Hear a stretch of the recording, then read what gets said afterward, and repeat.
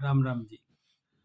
पिछले 2-3 दिनों से रामायण की एक चौपाई पे बहुत बहस चल रही है, हर टीवी चैनल पे चल रही है कि ढोल गंवार शूद्र पशुनारी ये सब ताड़न के अधिकारी। अब ताड़न शब्द को लेकर के सब अपना अपना अर्थ लगा रहे हैं। अब बेसिकली रामचरितमानस जो है वो अवधि में लिखा गया है। मैं अवध से बिलोंग करता हूं। अवध में ताड़ने का प्रयोग कैसे करते हैं, एक आजकल के उदाहरण से आपको मैं समझाता हूं कि एक लड़का बैठ करके रोड पे किसी लड़की को बहुत ध्यान से देख रहा था, तो दूसरा लड़का बोलता है, काहो बहुत ध्यान से ताड़त हवा। मतलब पूरा लक्ष्य दे करके अगर किसी को देखेंगे, उस पर पूरा ध्यान देंगे, एकाग्रचित हो जाएंगे उसको देखने में इतना कि आजू बाजू का ध्यान नहीं रहे, तो उसको ताड़ना बोलते हैं कि आप बहुत ध्यान से उसको देख रहे हैं। तो इसी प्रकार से इस शब्द का इस चौपाई में इस्तेमाल किया गया है कि ढोल गंवार शूद्र पशुनारी ये सब ताड़न के अधिकारी। मतलब ये सभी पात्र जो हैं ये विशेष ध्यान देने के लिए हैं, इनको बहुत लक्ष्य से ध्यान देना पड़ता है, यानी इनको बहुत केयर करना पड़ता है, इनको बहुत संभालना पड़ता है। अगर आप इनको बहुत नहीं संभालेंगे तो इनसे कहीं ना कहीं कोई चूक हो जाएगी, कहीं ना कहीं इनके द्वारा इनके जो होने का अर्थ है वो अनर्थ में बदल जाएगा। जैसे अब पहला पात्र क्या है, ढोल है। अब ढोल में डोरी होती है, वो डोरी जब खींची रहती है तभी हम ढोल बजाते हैं तो उसके सातों सुर निकलते हैं। अगर वो डोरी ढीली हो गई तो ढोलक बजाने वाला हमेशा ढोलक की डोरी पे ध्यान रखता है कि ये ढीली तो नहीं हो गई, बार बार कसता रहता है वो उसको बजाते बजाते, हर बार बजाने से पहले कसता है, क्योंकि अगर वो डोरी ढीली हो जाएगी तो ढोल बजेगा नहीं, उसमें से वो सुर नहीं निकलेगा जिसके लिए हम उसका प्रयोग करते हैं। अब दूसरा पात्र हो गया गंवार।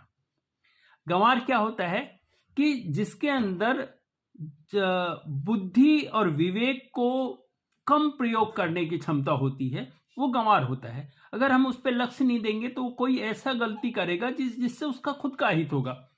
तो वो गंवार अगर आदमी कहीं आसपास में है तो उस पर विशेष ध्यान दो, वो खुद का हित कर लेगा किसी भी तरीके से। अब मतलब एक तरीके से उसके अंदर विवेक की क्षमता कम होती है।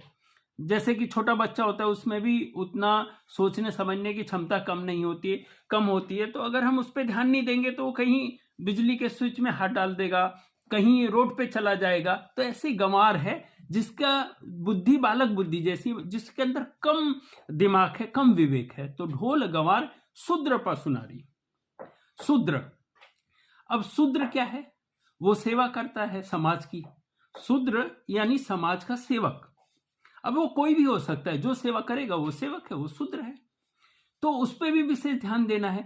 अगर आप जिस तरीके से ढोल की डोरी टाइट नहीं रहेगी और बजाओगे सही सुर नहीं निकलेगा, उसी तरह अगर शूद्र सेवा करने वाले पे आपका विशेष ध्यान नहीं होगा, उसने खाया, उसने पिया, खाया पिया कि नहीं, उसका स्वास्थ्य कैसा है, उसको कोई दुख तो नहीं, कोई तकलीफ तो नहीं, कोई परेशानी तो नहीं, तो अगर जब तक आप उस पर ध्यान नहीं दोगे, आप उसकी केयर नहीं करोगे, तो वो आपकी क्या केयर करेगा, वो आपकी क्या सेवा करेगा।